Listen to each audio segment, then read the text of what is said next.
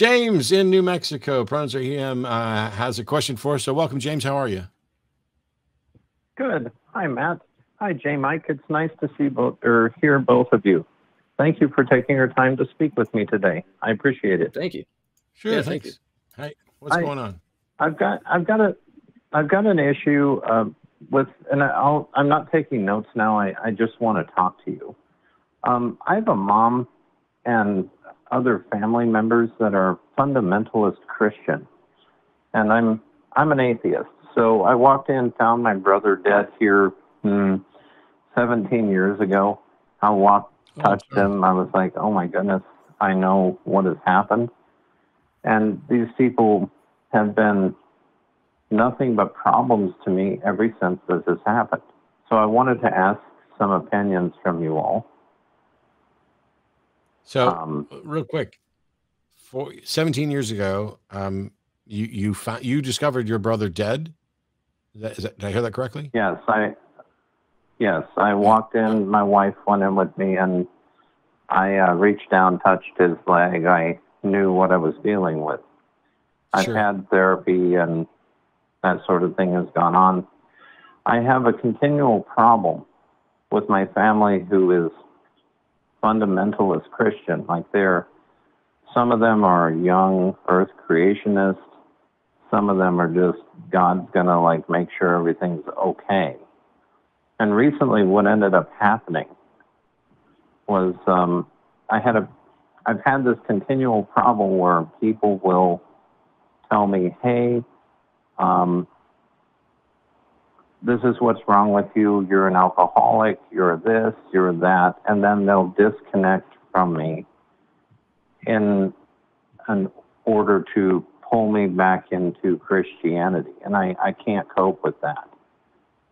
So I'm in a situation right now with my mom where she's 88 years old, and I had to call the police and have them do a welfare check on her because she quit talking to me because I wasn't following God's plan or something of that nature, and it's been really painful. And I guess the question I'm looking for from you all is some advice about how to deal with that. I'm an atheist.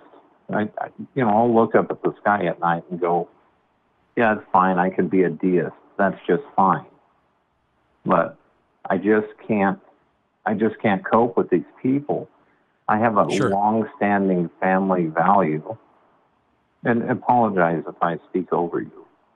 No. There's a delay thing. What I'm worried about, what I'm wondering is, 17 years ago, what does your brother's death have to do with the conflicts with the family? Because you talk about them as young earth creationists and you not following God's plan and all this other stuff, but I haven't heard the connection between your brother's death and the problem with the family.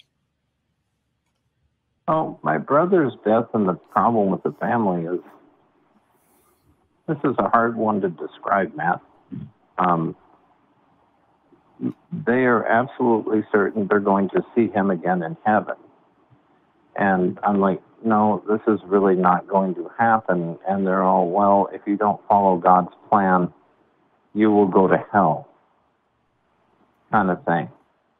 Does that answer your question? Well,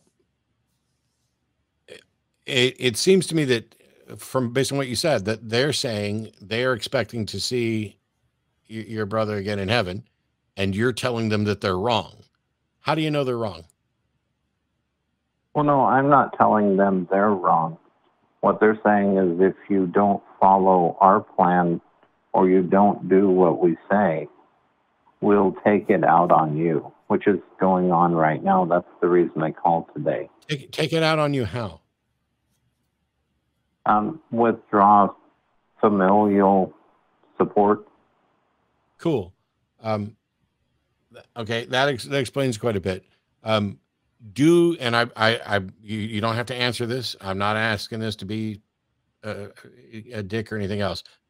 Are you an alcoholic? Yes, I am. Okay. So when your family uses your alcoholism against you, that's toxic. When they try to withhold their love or interaction because you don't agree with them about a God or what happened to your brother, that's also toxic. If it were my family, I would stop speaking to them. I would have no more interactions with them because I would rather live my life without toxic people in it than I would to be miserable and let somebody else have that sort of control over my happiness and well-being, because none of that is love. None of that is, your family. If you act like family, none of that is what I would consider to be the sort of family that I want. Now, thanks, Matt. you may be in a different position where you just can't imagine not interacting with your family. I don't know. I mean, I would recommend calling the Secular Therapy Project, but I don't care if somebody's blood related to me or just a friend, if they're not going to interact with me respectfully, if they're going to be a toxic influence, they can fuck off. I don't need them. I don't want them. I don't care if they birthed me or not. I see. I come from a specific version of family where it is the most pinnacle important thing to never let go of family. So that's why. Yeah, but that's a manipulation right there. Helpful. It doesn't matter what version of family you were raised with. That is itself manipulative and toxic.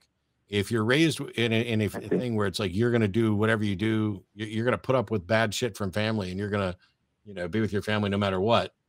That's a toxic family environment.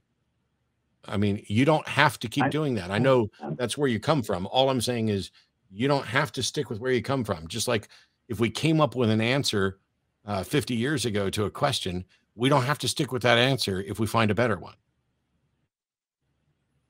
I really appreciate hearing that from you.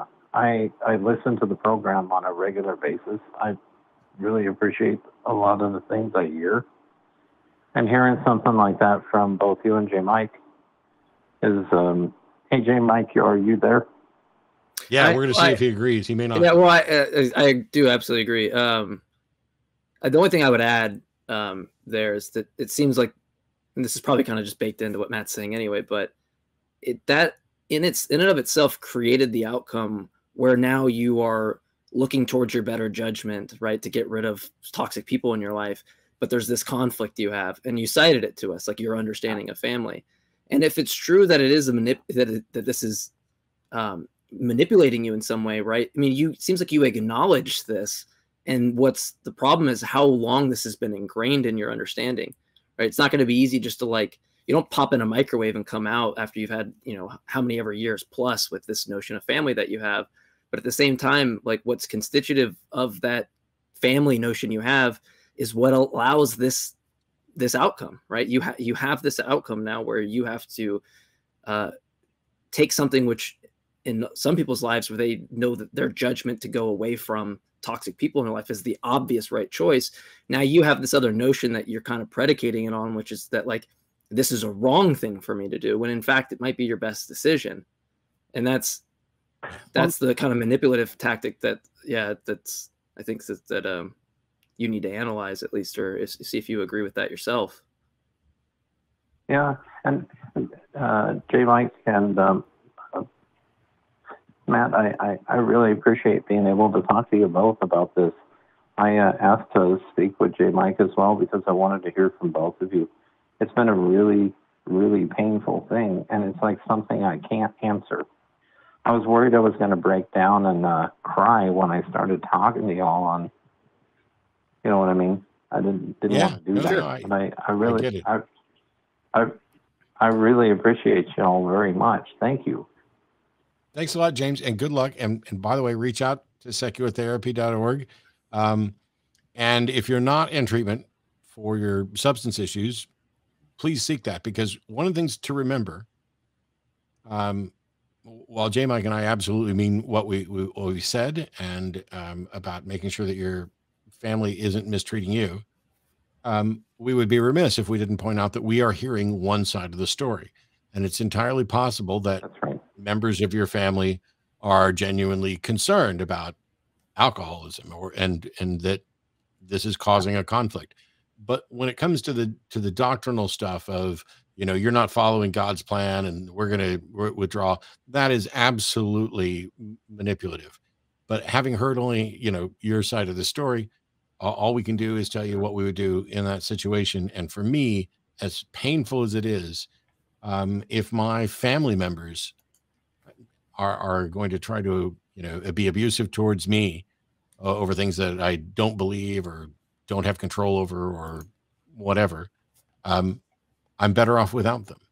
And as painful as that may be in the short term, wouldn't it have been better to 15 years ago, after putting up with 2 years of it, to just say I'm done and then cry for 5 years and then have one good decade afterwards? Yeah, I agree with you, Matt. I had a situation where I've run across conditional love over time. And last week, I wound up calling the police to go have a check on my 88-year-old mother because she stopped talking to me yet again. And it's this thing over and over again. So that's why I was calling for some advice. And frankly, I trust y'all. And I think you guys have really good thinking about this kind of stuff. So I really appreciate it a lot. Awesome. Well, get back in touch with us, James. Let us know what you decide and how it turns out. But yeah, I would reach out there. I got to move on to some other callers, so I wish you the best. And yeah, look out for yourself and let your family know that you expect to be treated with respect just as they would. And if they're not going to do it, that's going to cause problems. But yeah, I appreciate your time, James. Thank you. Anytime you put it off, just realize that you're not doing that, right? So it's going to be up to you to actually capitalize on whether or not you agree and how you want to go from there.